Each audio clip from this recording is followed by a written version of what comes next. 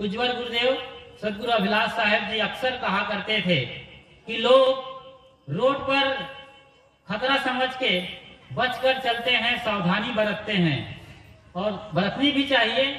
आजकल ऐसे बाइकर लोग हैं जो सांप की तरीके से बाइक चलाते हैं, इस कॉर्नर से इस किनारे तक आ जाते हैं सड़क के, मस्ती करते हैं, गाड़ी की स्पीड को दिखाते हैं कि हमारी गाड़ी 100 की स्पीड से दौड़ती है, 150 पर दौड़ाते हैं। इसमें आपकी कौन बड़ाई है भाई? भले आप जवान हो, बाइक चला रहे हो, इसमें आपकी क्या, कुछ भी नहीं है आपका। वो तो गाड़ी की क्षमता है कि वो 150 किलोमीटर प्रति घंटा की रफ्तार से चल सकती है, वो बाइक की काबिलियत है, इसमें आपकी कोई बड़ाई नहीं है। आप खाली हैंडल संभाले हो और चला रहे हो, बस इतनी सी बात है। तो आजकल जैसे तैसे लोग चलाते हैं गाड़ी, जो 4 चक्के की गाड़ी होती है उसमें भी ड्राइवर कहीं पियक्कड़ है, बहुत सारी चीजें हैं। तो हमें बचकर चलना चाहिए, ये सही है। तो हम रोड पर बच करके चलते हैं, बाईं तरफ चलते हैं, संभल कर चलते हैं।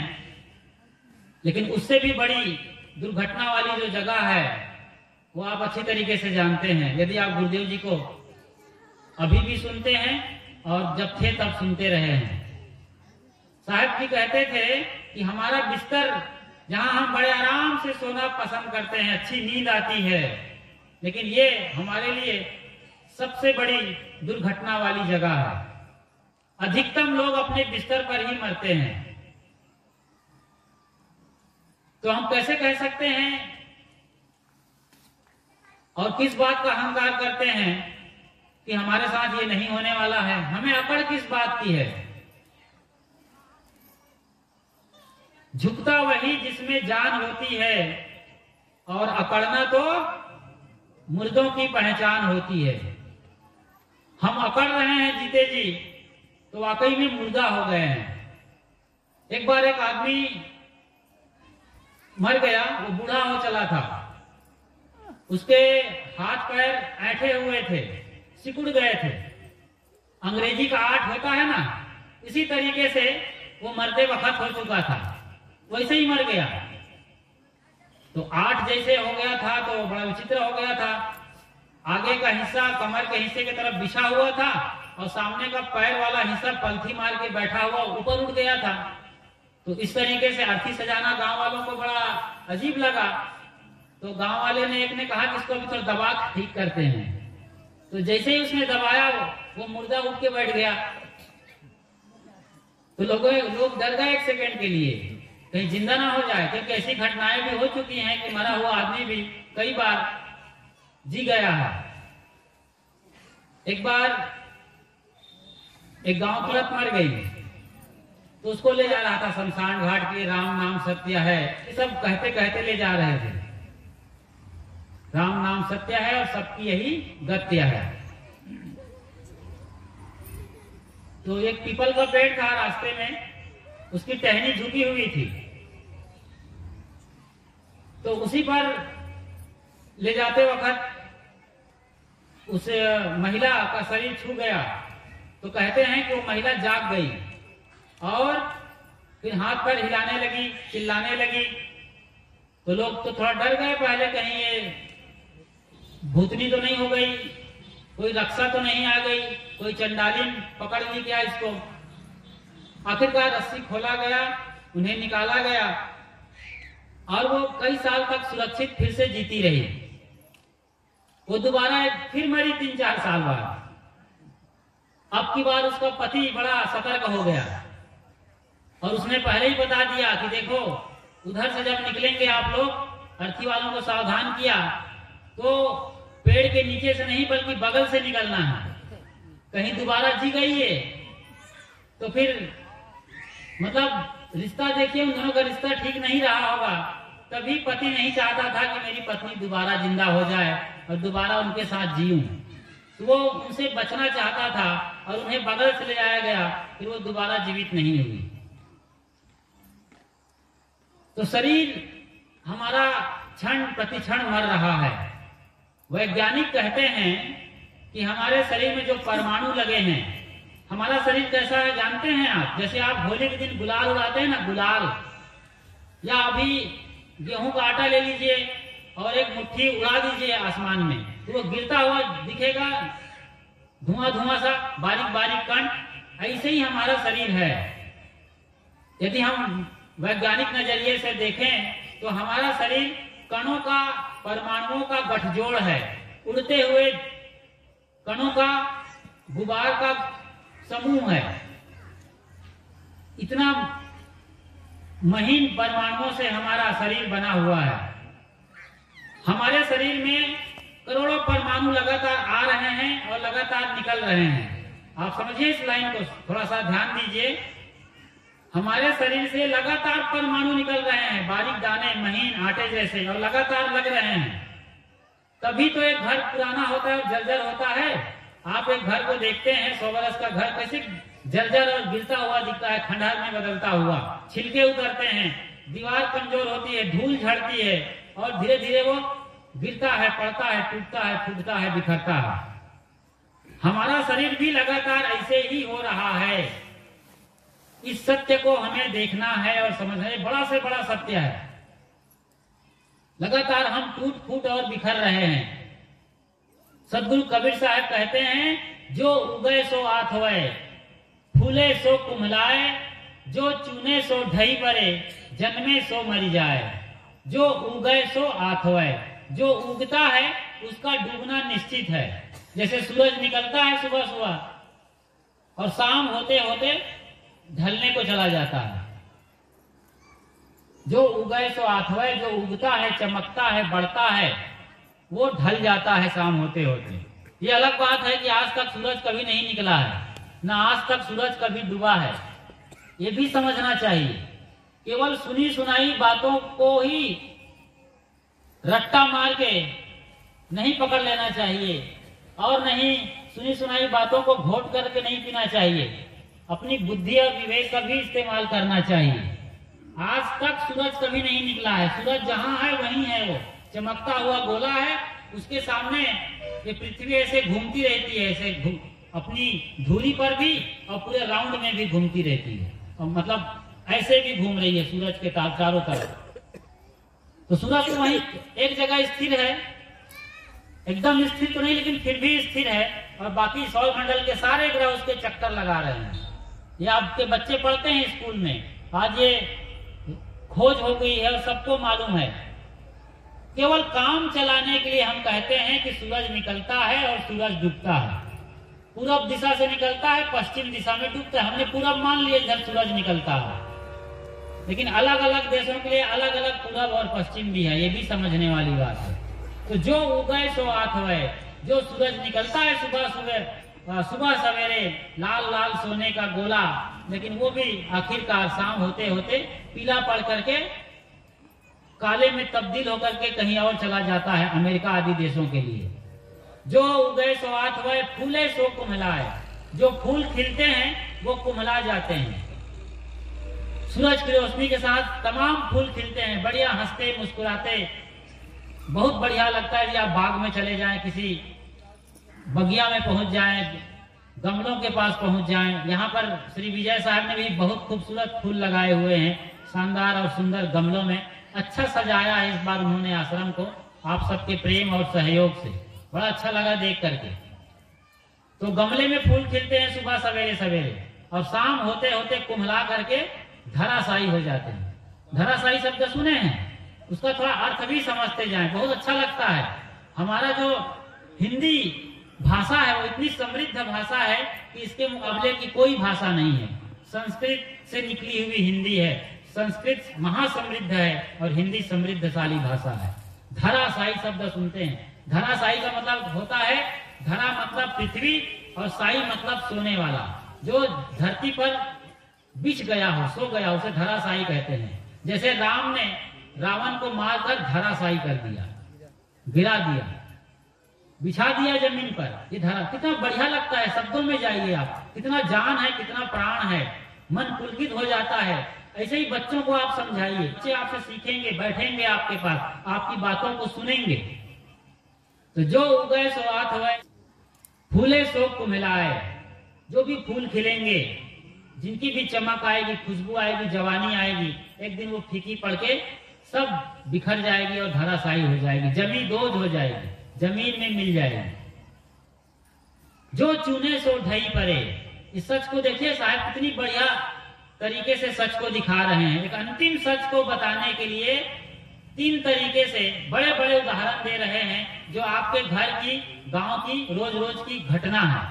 सूरज रोज निकलता है, रोज फूल खिलते हैं, और जो चुने सो ढई परे, जो चुने जाते हैं। चुनना मतलब बनाना, जैसे मकान बनाते हैं, दीवार बनाते हैं, जो भी आप बनाते हैं, आदमी अपने मिट्टी के हाथों से जो भी बनाएगा उसका टूटना, फूटना, बिखरना, मिटना निश्चित है। आदमी का बनाया हुआ कभी कोई भी चीज शाश्वत नहीं है, सब बिखर रहा है, टूट फूट रहा है। यहाँ तक कि पूरी दुनिया, जो ये प्रकृति है, ब्रह्मांड है, सृष्टि है, यूनिवर्स है, ये लगातार बदल रहा है। संसरति इति संसारा, ये संसार क्या है? संसरति इति संसारा, जो संसार लगातार बदल रहा है, परिवर्तनशील है। इस सत्य को देखिए ना, आपको कोई किताब पढ़ने की जरूरत नहीं है, आपको कोई जरूरी नहीं है कि आप बड़े बड़े सदगुरु संतों को रोज सुने रहें। कई लोग रात भर सुनते रहते हैं प्रवचनों को, लेकिन कोई फर्क नहीं पड़ता है। जब उन्हें खिसियाने का मौका आएगा तो एकदम परशुराम के बाप हो जाते हैं, ऐसा क्रोध करते हैं, ऐसे भड़कते हैं, तोड़ फोड़ मचा देते हैं घर में, और बहुत कुछ रिलेशनशिप, बिजनेस, जॉब, प्रॉपर्टी सब तहस नहस कर देते हैं। ऐसे भी लोग हैं जो रात दिन हनुमान चालीसा की पाठ कर रहे हैं, रामायण पढ़ रहे हैं, और सब अच्छा तो है, लेकिन हम जब उसे समझते भी हैं और जीते भी हैं। तो इस सत्य को देखिए कि हम लगातार, जैसे दीवार चुने जाते हैं, वो दीवार धीरे धीरे जर्जर होकर के बिखर जाती है और इन पता भी नहीं चलता है। आज से कोई 5000 साल बाद आप इस धरती तल पर फिर से पैदा होंगे तो आगरा में चिराग लेकर खोजेंगे तो ताजमहल मिलने वाला नहीं है। ताजमहल की बाहरी दीवार भी अल्ट्रावायलेट रे यानी 6 किरणों से, एक्स किरणों से प्रभावित हो रही है, और उसकी दुधिया सफेदी अब बदल रही है, सब चीज बदल रही है। हमारे गुरुदेव जी का जो आश्रम है प्रयागराज, जहां मुझे 15 साल उनके पावन सानिध्य में रहने का मौका मिला, प्रयागराज में आप बोरिंग करेंगे तो वहां बालू ही बालू निकलता है, पत्थर नहीं है, इतना पत्थर नहीं निकलने वाला है। लोग कहते हैं कभी वहां समंदर रहा होगा। आज जो समंदर द्वारिका में है, चेन्नई में है, बंगाल में इधर है, कोलकाता तरफ, मुंबई में है, वो हिस्सा कभी प्रयागराज में रहा होगा। ये कल्पना करते हैं, ये सच भी हो सकता है।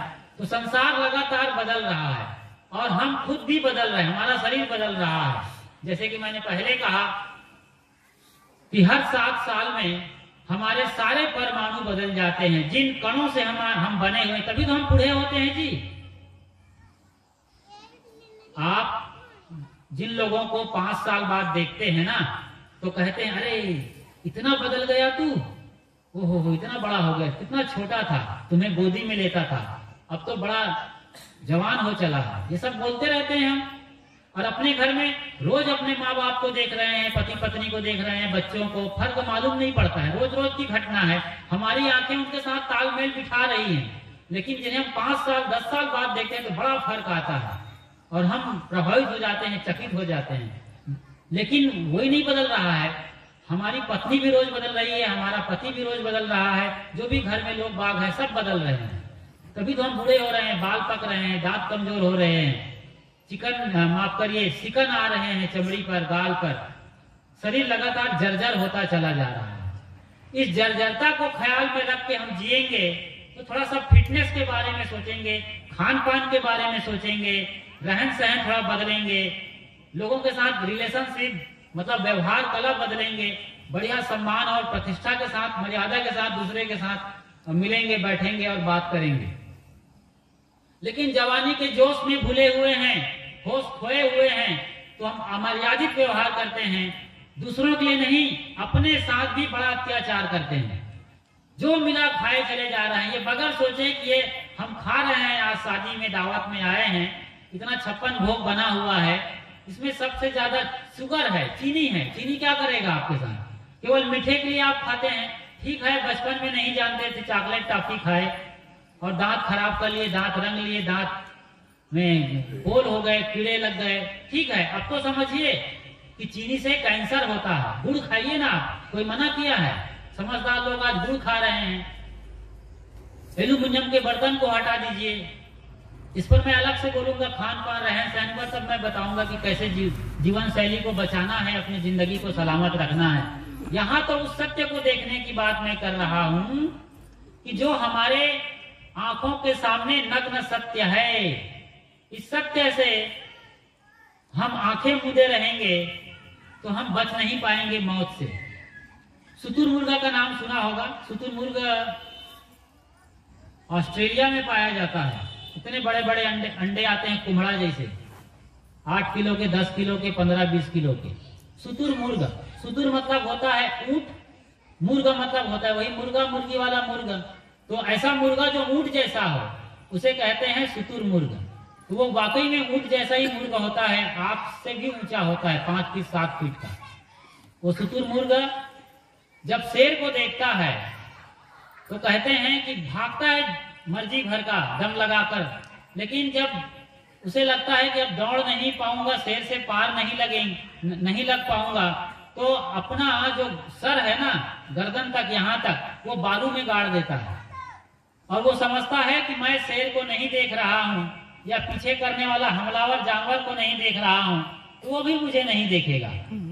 ये कितना बड़ा अपने आप को दिए जाने वाला धोखा है। आप नहीं देखते हैं तो क्या शेर नहीं देखेगा, चीता नहीं देखेगा? और आराम से फिर चीता और शेर उसका शिकार कर लेता है। काफी बड़ा होता है, काफी बड़ा गोश्त निकलता है, फिर वो बैठ के खा रहे हैं आराम से। ऐसे ही हम मौत से बचना चाहते हैं, हमेशा टालते रहते हैं, पोस्टपोन करते रहते हैं। बाल जैसे ही सफेद होने लगते हैं हम डाई लगाना शुरू करते हैं। बढ़िया बढ़िया डाई आ गए हैं, रंगरेज के यहाँ जाते हैं सैलून में और कलर करा के आ जाते हैं। अब तो हद हो गई आज के जमाने की। तो आज तो जवान लोग ही एकदम बूढ़े वाला गोल्डन कलर लगा लिए रहते हैं। अलग अलग से आप फैशन चल गया है बाल को रंगने का और डाई लगाने का।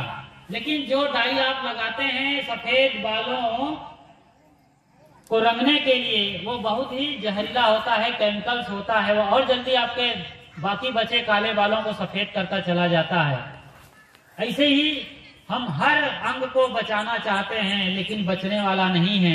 इससे पहले कि हम विदा हो इस जगत से, हमें संतों के संग बैठकर इस सत्य को देख लेना चाहिए। जो सत्य को देखना शुरू करता है उसके जीवन से दुख और दर्द विदा हो जाता है, आनंद के झरने फूटते हैं। मैंने सुबह भी कहा था, भगवान ऊपर आसमान से फूलों की बारिश करते हैं। यही तो बारिश है। अच्छी समझ आ गई, आप भीतर से पुलकित हैं क्योंकि आपने सच को देख लिया। तथागत या कहें सिद्धार्थ गौतम ने जो सच देखा, तो कितना बड़ा सच देख लिया, उसका जीवन बदल गया और वो हमारे लिए आज भगवान हो गए। भगवान वही कहलाते हैं जो सत्य को देख लेते हैं और सत्य में जीना शुरू कर देते हैं। तो हम सब सौभाग्यशाली हैं कि सदगुरु संतों के चरणों में बैठे हुए हैं और उनके आशीर्वचनों से लाभ ले रहे हैं। तो मैंने थोड़ा सा आप सबके बीच में निवेदन रखा कि हम अपने आंखों के सामने जो सच है उसको देखें। और वो सच ये है कि हम लगातार मरते चले जा रहे हैं। जब मरने की घटना को हम देखते हैं, बाजू वाले मर रहे हैं, घर में मौत हो रही है, तो हम अपने बारे में सोचते हैं। फिर हम ये भी सोचने लगते हैं कि हमारे भीतर वो क्या है जो नहीं मरता। आप बचपन में थे, बचपन की घटना आपको याद है, जब आप दो सहेली या दो मित्र आपस में लड़े थे, एक दूसरे की पिटाई हुई थी और गिरे थे, कीचड़ में लथपथ हुए थे, गाली गलौज हुए थे। कई घटनाएं आपकी बचपन की आपको याद है, चोरी करते पकड़े गए, पीटे गए, बहुत सारी बातें। तो उसमें एक बात ये निकल के आती है कि शरीर तो हम जरूर बदल गया हमारा। यदि आप 70 साल के हैं तो 7 साल में शरीर बदलता है, तो 70 साल में आप 10 बार बदल चुके हैं। आपका शरीर 10 बार बदल चुका है पूरी तरीके से। लेकिन इस बदलाव को जानने वाला चेतन सत्ता और रमैया राम जीव है, वो कभी नहीं बदलता। उसे आज भी बचपन की घटनाएं याद हैं बाकायदा। तो वो स्मृति का धारक आप स्वयं चेतन परमात्मा, आप नहीं बदलते हैं। तो उसके लिए आप भी यात्रा शुरू करते हैं, उसकी खोज के लिए चलते हैं और उनके लिए हमारे संत गुरुजन विराजमान हैं। उनके बारे में हम सुनेंगे, समझेंगे कि वो चेतन सत्ता के साथ कैसे बैठा जाए, उसके साक्षात्कार कैसे किए जाएं, उनसे हम कैसे रूबरू हों। आने वाले सत्रों में हम इन्हें सुनेंगे। फिलहाल अभी इतना ही। साहेब बंदगी साहेब।